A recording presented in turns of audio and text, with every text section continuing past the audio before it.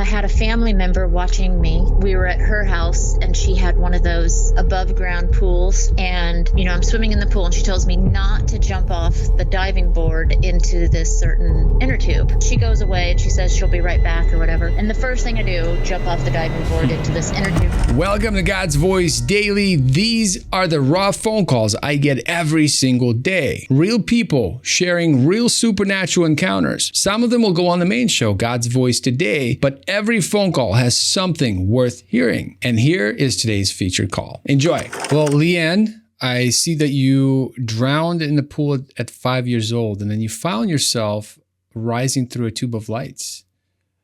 Yes. Right. And you were greeted by flame people. So you got to tell me what happened. Yeah. So, I of course watched all your videos and I don't think my story's as exciting as some people's, thank God. I never went to hell or anything like that. So basically, yeah, so that was in Tennessee. And I had a family member watching me and my cousin, and we were at her house and she had one of those above ground pools. And she told me, I'm just a little girl, little rambunctious girl, and no one else was around. So she tells me, I'm swimming in the pool, and she tells me not to jump off the diving board into this certain inner tube. So she goes away and she says she'll be right back or whatever. And the first thing I do, jump off the diving board into this inner tube. So she didn't explain anything to me, had she maybe explained a little more. Anyway, so my little bum goes down into the inner tube and it locks my ankles and my wrists together. And so my head is down below, under the inner tube in the water. And then I struggled, couldn't break free. Wow. Tiny little opening, it must have been just ridiculous little opening. And then I just remember, once I could break free, there was nothing left in me. You know what I mean? So I slipped out and sunk to the bottom. And then I just laid on the bottom and there was just massive pressure, like elephant pressure on the body and the lungs and everything. And then it just all went dark. But I was never, I think in the beginning when I was struggling, I was upset, but I was never scared, so even when I was laying on the bottom, I just kept thinking, I don't quite remember what I was thinking, but I was never like frantic, and maybe it's like you don't have enough energy to be frantic anymore or something. And so then it went completely black, and I found myself in this like an abyssness, like a super, super black, can't see anything in front of your face, there's zero, the lack of light. And then I felt like I was in maybe I thought I was in like a giant cave or something. And so I could feel like the only thing under my feet, I felt like there was like a stone, like a cold stone, but there was nothing behind my back. There was nothing. It was just vast, like emptiness. And still I wasn't scared or anything like that. And then I sat on the stone. I spit, thinking, okay, well, I'll be able to hear the bottom, like it'll hit and I'll see how far, and then maybe I can sort of crawl, but I didn't want to, I was just my little girl brain. And so then it just seemed like I was there for so long. And then, but I still wasn't scared, but I was like, it was just the emptiness and the blackness, it's just not nice. And then like off to my left, like way off in the distance, kind of while I'm doing all of this, I hear something coming in the distance. And then later on, it became like hooves, like you could hear something coming. And then it started to sound like almost like a herd of buffalo or something. And then like you could hear gnashing of teeth, but whatever it was that was coming for me, I never saw it. I only kind of heard it and sort of understood it. And it wanted to destroy me completely, Wow. like just annihilate nothing. It hated me so much. And then that was getting so close to the point where I was really almost starting to feel like maybe the vibrations of it, like it was getting close. And so then like across the way, maybe, I don't know, 60 feet away, like whatever that was in that room. And so I was standing at that point on I guess it felt like a stone, like a super smooth, cold stone, even though really there was like, I don't know, it's like it was there, but it wasn't there. And so then a light, like a door cracked open across the way and more in front of me and just, I just say across from me. And the light coming out of there was like perfect and pure. It didn't disperse, like a light starts to fade off. It was like perfectly pure around the door, black opening. And then from there, like I knew it was like an invitation, and I knew to go to the door. There was really no other option. And so I I stepped off with let's see, I stepped off with like my right foot, maybe that's what it was. I stepped off into nothingness, but stepped on something, like it still held me up into the black. And then as soon as my little toes came off the stone, my left foot, and then boom, I was going up and something was holding me. I couldn't see it, but I could just feel it. And I was like, I couldn't move, but I was never scared. And then going up into a tunnel, I would call it like a cloud tunnel of like light, but really just more cloudy. And then, but definitely, sort of tubular tunnelish. Um, and then as it was taking me up, um, I started to realize that there was like levels. And then by that time, I was trying to count them, and I was trying to count how many maybe there already were. And then I was miscounting or whatever. And then, so by the time I started counting, I figured that maybe I had gone through 4 levels and then went through maybe another 4. And by levels, I mean, you could kind of tell the difference in the cloud, but what you could really tell the difference is the love going up, and like the pureness of the love as you went up to each level. So I didn't see anything in the levels, but there was some delineation. I wouldn't say there was like a floor. I can't really explain that part. Or how long they were, or you know what I mean, how I was in them the same amount of time, if that makes sense, going upward um, and into the cloud. And then, so as I got to the top, um, there was like a circular, that's why I call it tubular, because there really was like a circle and it was open.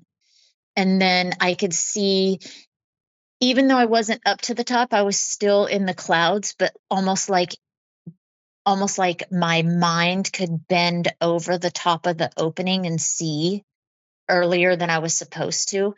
And then it's sort of the hand or whatever was holding me, it lifted me up, and there was people, and they were beings or whatever, and they were becoming people, and were their clothes were on, and then some of them, as they would walk up, their clothes were developing into their whatever clothing that they wore probably at the time whenever they were alive.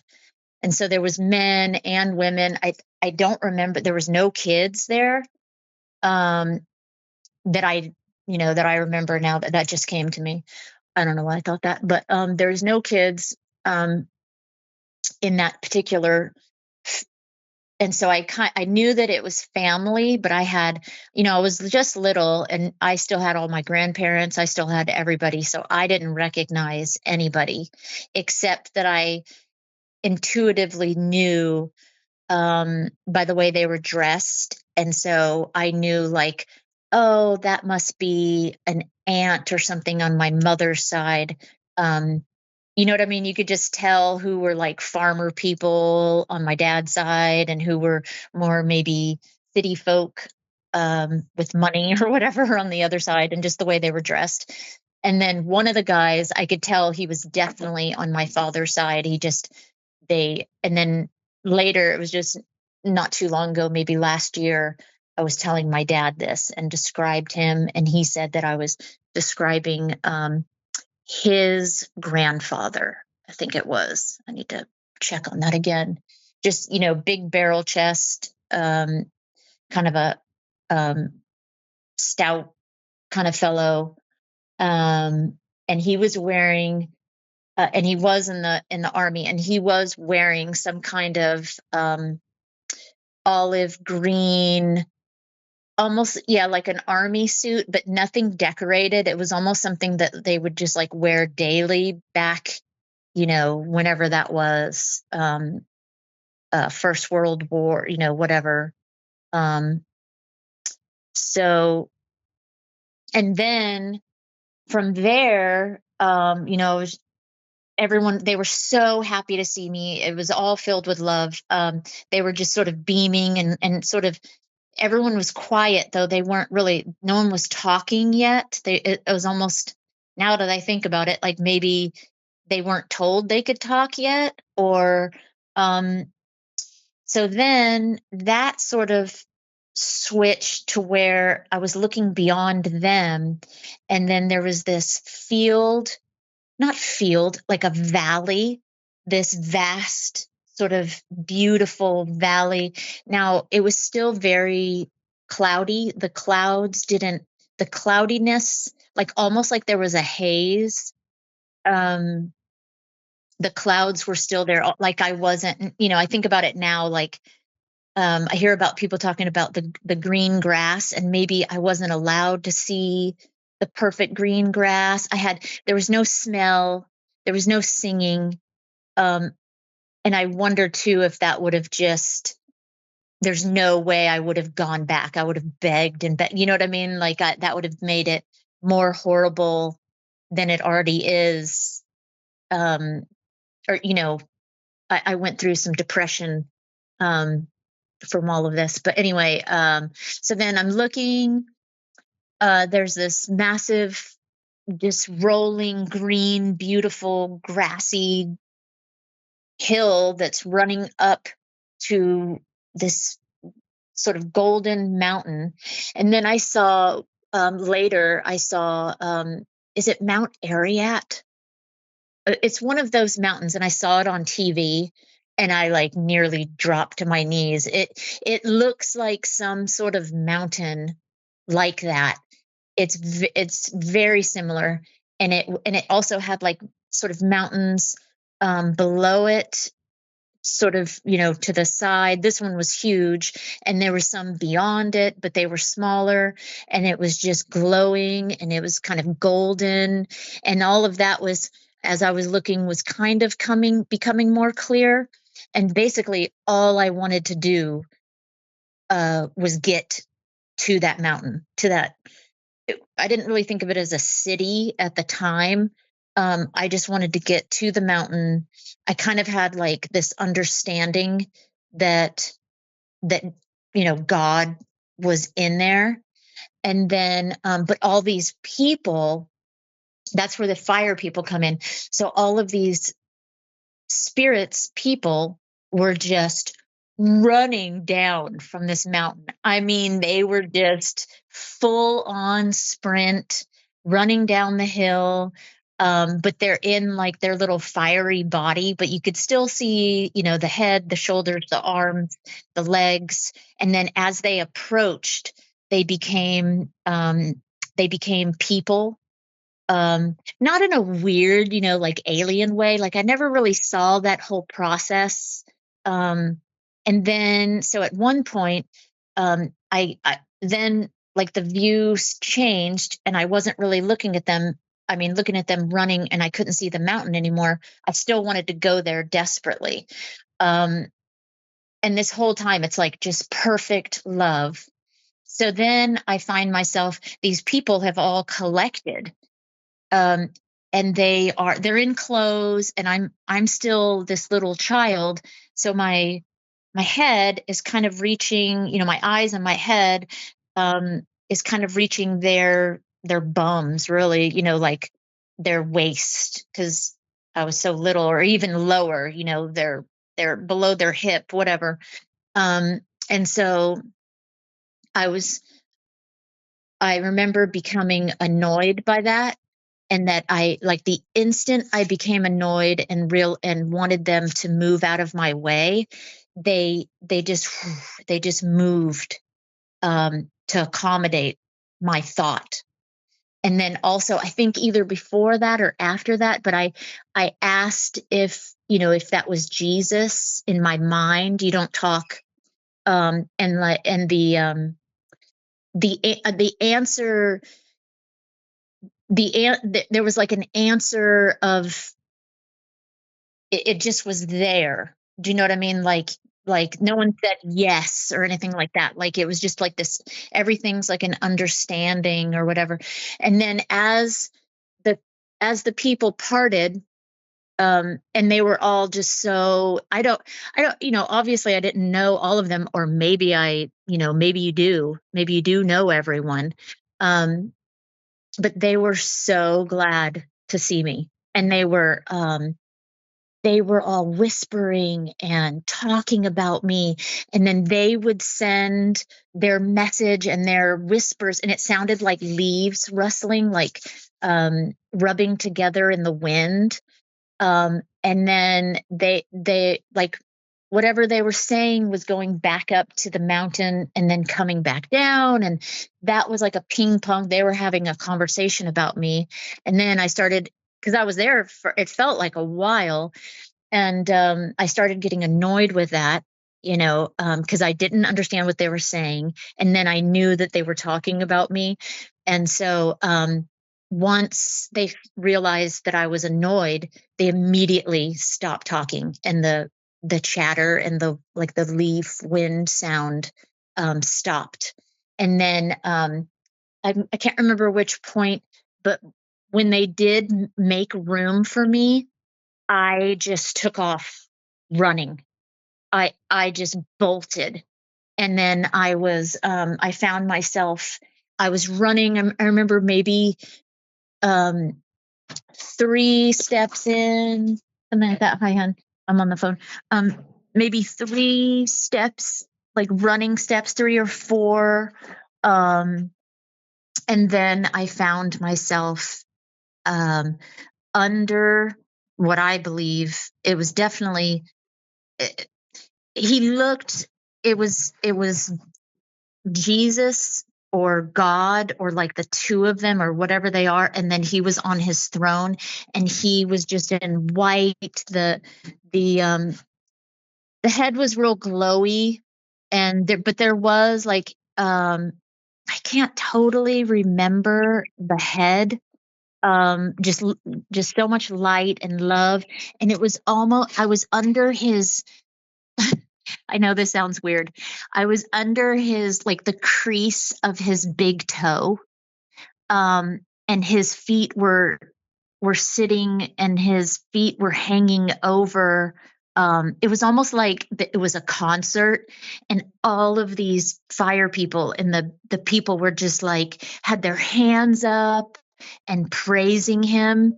And then I could see that for a second. And then I was like under his toe, and which seems silly, but I loved it. I didn't care that I was under his toe. Like it didn't matter where you were under his toe. That's not really the point, but, and then it was like this massive concert. So there was nothing else. I didn't see anything around him. It was just this giant, and it wasn't really a room. It was just him sitting on a throne, and he was giant. Oh, how big would he be?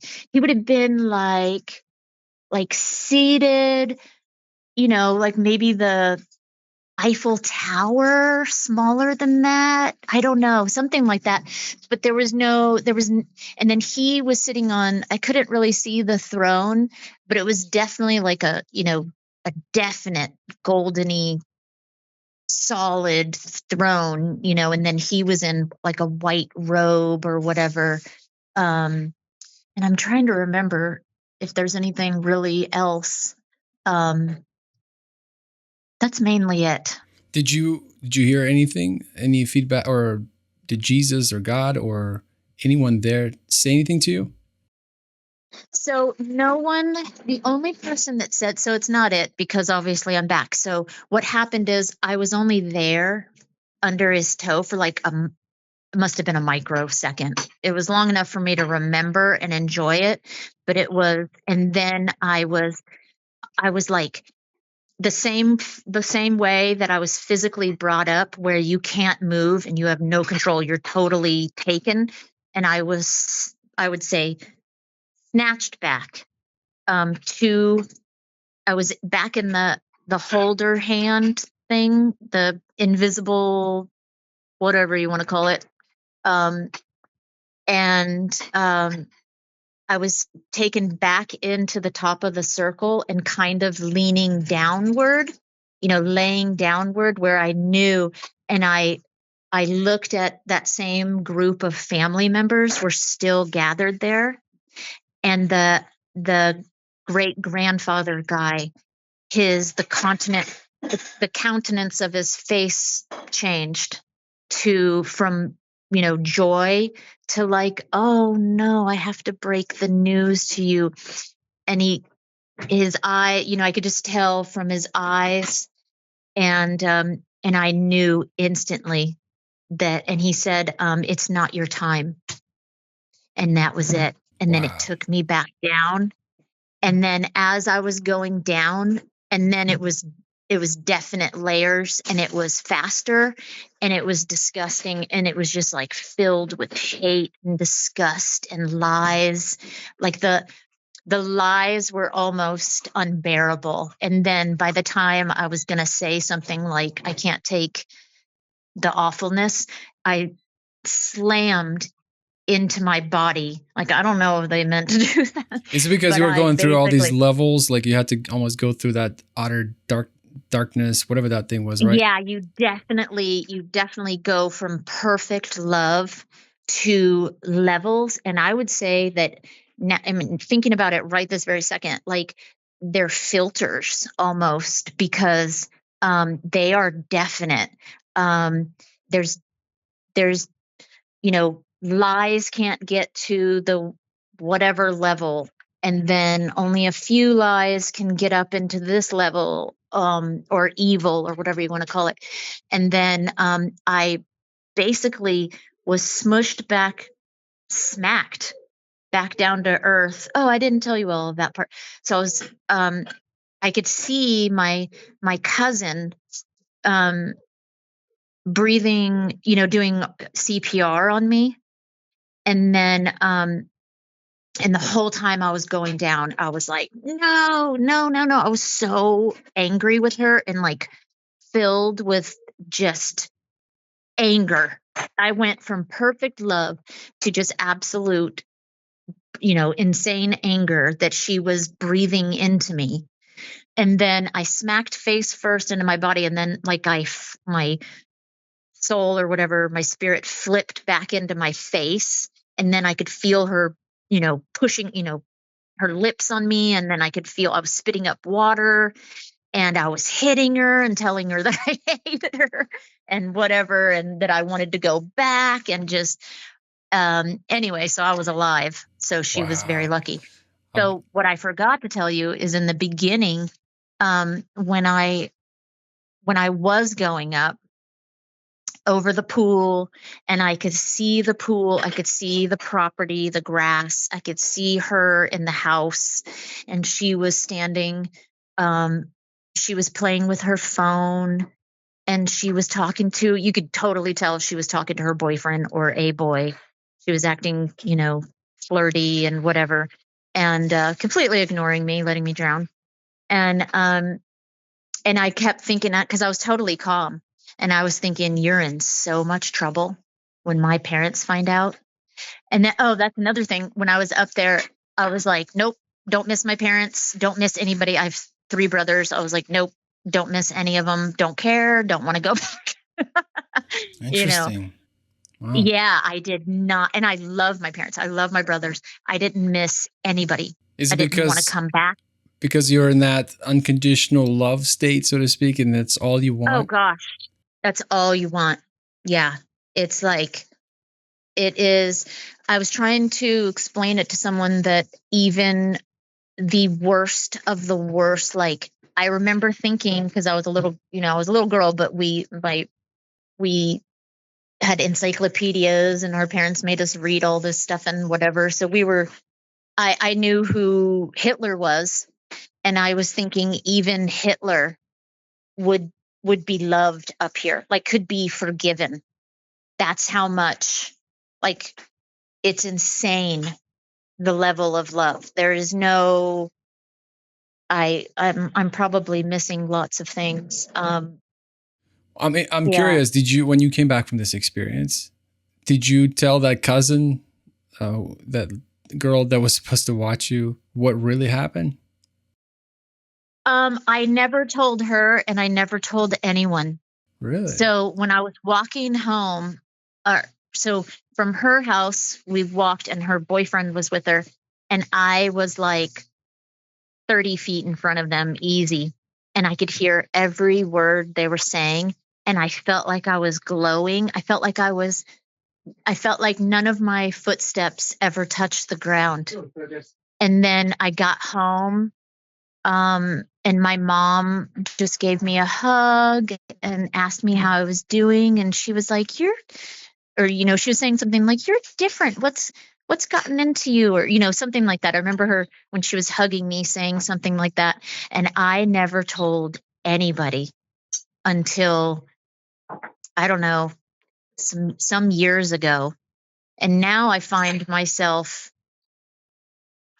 if someone is grieving, the first time I ever told somebody is I was working at a store, and this old man had just lost his wife, and I just felt compelled to tell him. I was like, why not tell him? Because he was a mess. Like, he shouldn't have gone out that day. He wasn't ready. I'd seen him before, and hadn't seen him in a while, and his wife had passed, and I felt like I just told him, and so now I feel like I do go ahead and just tell people, um, the story, you know. But I didn't go to hell because I was a little girl. But you got a glimpse of some kind of utter darkness, right? Some kind of level. Something wanted to tear you to pieces. Yeah, no, it wanted to annihilate my very soul, my very being. It despised, it absolutely was insane with hate for the fact that I was created alive. It was horrible. Yeah. Whatever that was going to definitely, it didn't want to eat me. It wasn't an animal out in the woods. It wanted to destroy me for sure. And it was like a whole horde of them, and they were coming for me. Wow, wow, wow. Well, Leigh-Ann, I know you got to run here, but a couple more questions real quick. You mentioned depression. I'm assuming that's just side effect of being in perfect love, and all of a sudden you're taken away from that, For right? sure. Is that why you dealt with depression? I don't have, I've never been like clinically depressed or something like that, but I've struggled with, um, yeah, the why, you know, uh, it's like I just wanted to stay there, and then also the way the way I was brought back down, that made me mad. To be fair, that I was like thrown back down, and that was very abrupt to be. I wasn't gently dropped Not a back smooth into my transition, body. right? It was Yeah, the very rough. transition was brutal, and it was like I didn't realize how traumatic that was. Um, yeah, until later, and I started piecing it together, and um, but yeah, I mean, I just wanted to, I don't know if it helps somebody, Oh, or absolutely if will. somebody else has had the same experience, or just to let people know that they're not just greeted by necessarily, I think everybody's is different, but everyone's so glad that you're coming back. It is home. There's no doubt about it that you're literally going back home. Like, I'm not going to say we don't belong here per se, but We're um, passing through. passing through for We're sure. like But yeah, immigrants my from heaven. oh my gosh, yeah, yeah, it's bad. Well, something else you It's mentioned, you mentioned the grassy hill. It's interesting. My very first encounter with someone who experienced a supernatural or near-death experience, I was passing trays in the Ohio State University Medical Center, and I yeah. delivered a tray to this professor, college professor, who was a professor at Ohio State. It still is, I think.